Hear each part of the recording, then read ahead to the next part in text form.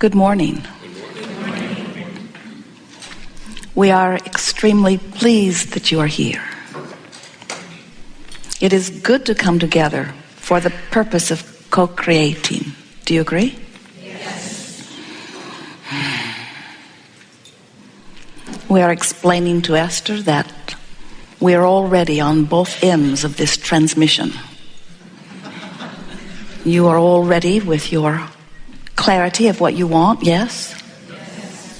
And we also are ready. This converging of physical bodies is interesting since the thought convergence has already taken place. It makes for a very nice unfolding, yes? So you are appreciating the contrast that helps you to come to your new conclusions? Yes. And those new conclusions, even before they have manifested, are thrilling to you, yes? Well, you know, you are, more of you, meaning that when you say it. It's only about 80% lying now. Well, it varies, doesn't it? It varies depending upon what the subject is.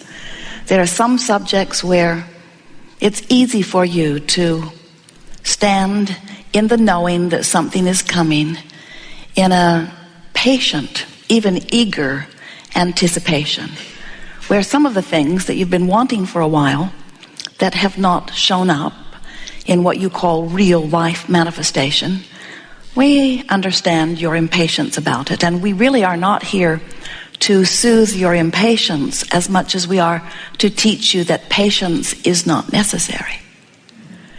When you come to understand that you are the creator through the vibration that you offer, and that you have control of your vibration, then rather than being patient about something not coming, instead you are eager about it coming, which makes it come faster, which makes you need less patience. But if you get patient and are using the word patient to cover up impatience, then it doesn't work so well.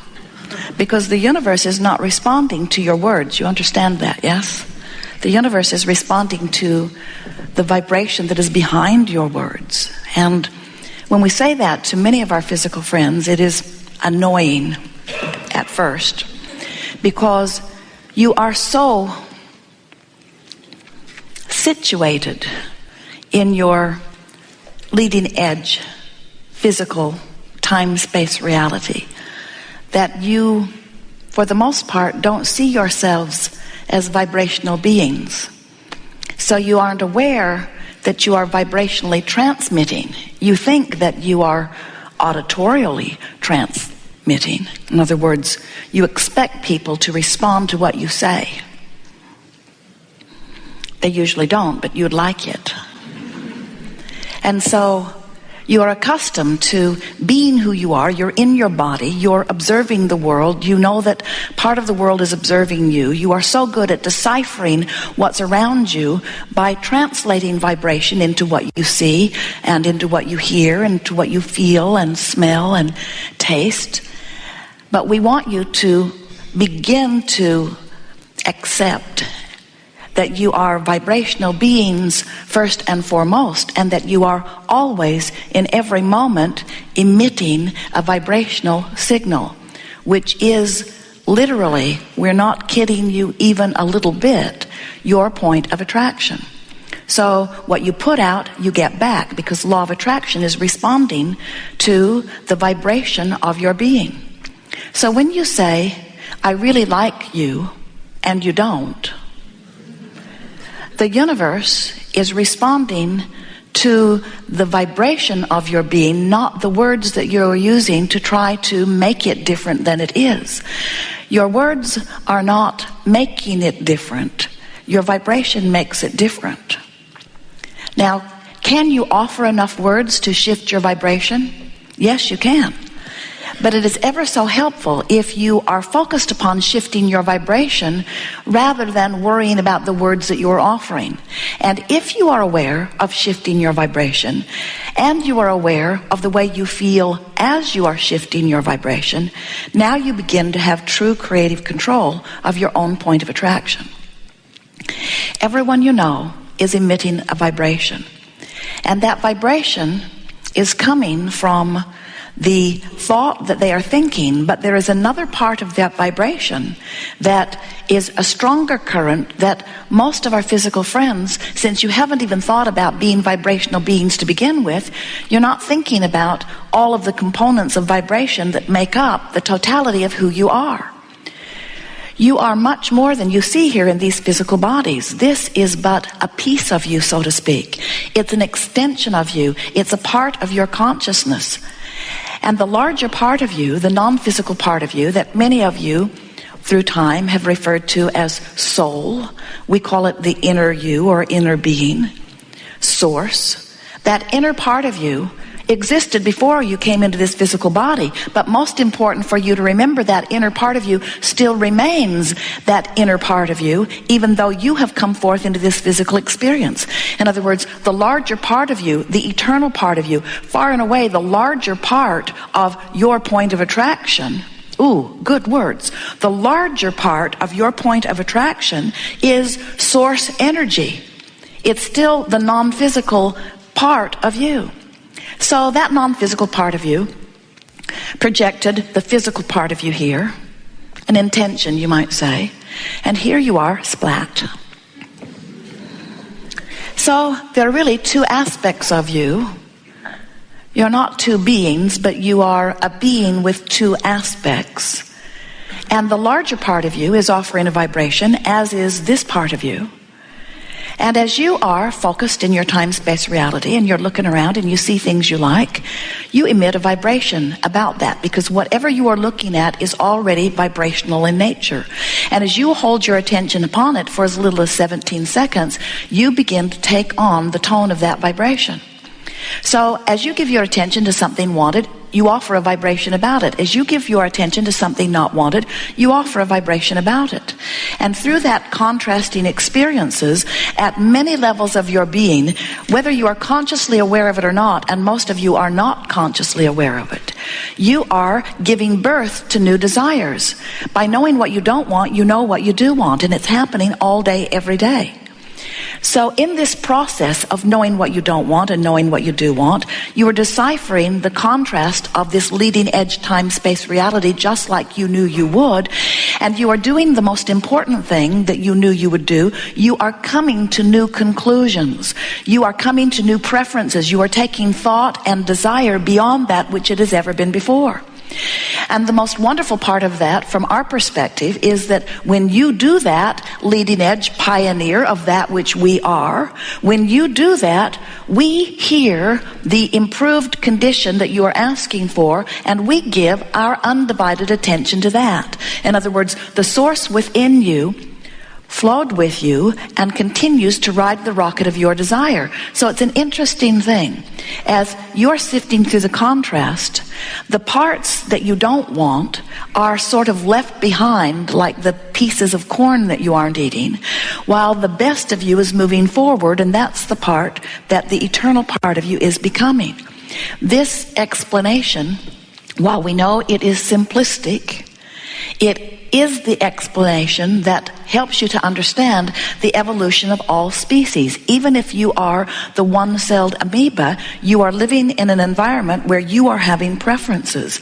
And since every point of consciousness has this selfish point of view, selfish meaning it's the only point of view that that point of consciousness has, as you have that selfish point of view, you cannot help but ask for what would be an improved situation for you. And when you think about it, that's got to be the best plan that could ever be devised, because what could be better than every point of consciousness living through the contrast and giving birth to what would be best for it, and source energy riding the rocket of what's best for every point of consciousness. Do you now understand why the well-being of everything that you know is assured? So then you've got to ask the question, well, if all of that is true, then why are there so many things that we see in the news? Why are there so many things that are not as we want them to be? And we say it's part of the contrast. But the reason that anyone is living consistently for long periods of time, any situation that they would not want to live, it is only because in your physical form you are giving more attention to this thing that you do not want and keeping it active in your vibration, and so continuing it as a part of your point of attraction. It is not possible for you to live the improvement that the contrast has helped you to ask for if you are still justifying why you want the improvement. As you continue to beat the drum of why you need more money and how unfair it is that you don't have enough money, and how irritated you are at those who do have plenty of money, and how disappointed you are that you didn't inherit anything, as you beat the drum of these feelings of not enough money, the money that you have asked for that has amassed, and we want to tell you it is a veritable fortune, the money that you have amassed in your vibrational escrow, wonderful words, in your vibrational escrow, you are not letting come to you, and you're not letting yourself go to them, because the active vibration within you is not enough, not enough, not enough, not enough. When you are sick, you want to be well. And when you are sick and want to be well, that rocket of desire for this improved wellness, this amended desire that you are setting forth, makes you in your vibrational escrow weller than you were before you got sick. We're not kidding about that. Sickness makes civilization weller. Sickness that this population lives right now puts more wellness in vibrational escrow, so there is more wellness that is coming forth in the next generation, and the next, and the next, and the next, and the next, and the next. That's why at your time of birth you are hardier. And you would remain hardy. In fact, you could be in your body and get hardier, just like the non-physical part of you is becoming hardier, if you weren't beating the drum of the things that are going wrong. If you were not finding so much to complain about, so much to fuss and worry about, so many things in your day-to-day experience. And we have to tell you, it's not the big things that are responsible for your beating the drum that causes resistance, that doesn't let you be who you really are. It's the little things, the day-to-day irritants that sort of run in the background of what's going on with you, that are responsible for the majority of the resistance that's happening within all of you. So here is the big picture. So from non-physical, you come forth into physical, and you explore contrast and give birth to new desires. And the non-physical part of you doesn't just answer what you're asking for. It literally becomes the vibrational essence of what you're asking for.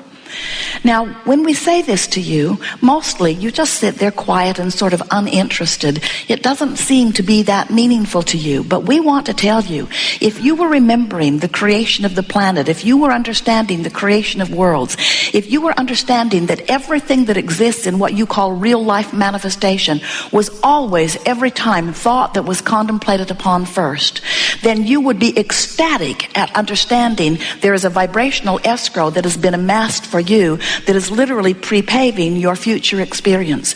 And you would not be bored with the idea of it just because it's not something that you can take to the bank or take to the store and spend or get on and ride somewhere. You would be thrilled with it because you would understand that the vibrational essence of what you are asking for is the pre-paving of what comes next for you.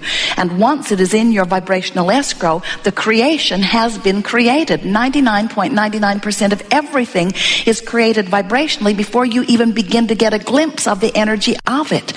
And if you could see what we see in your vibrational escrow, you would feel more excited and proud about the life that you've been living, about the contrast that you've been sifting through, and about what you have created. Now there's a big question. You've created it, you've expanded, you'd become it. In the largest sense of the word, the non-physical part of you is way, way, way bigger and longer and older and wiser than this physical human perspective that you call you.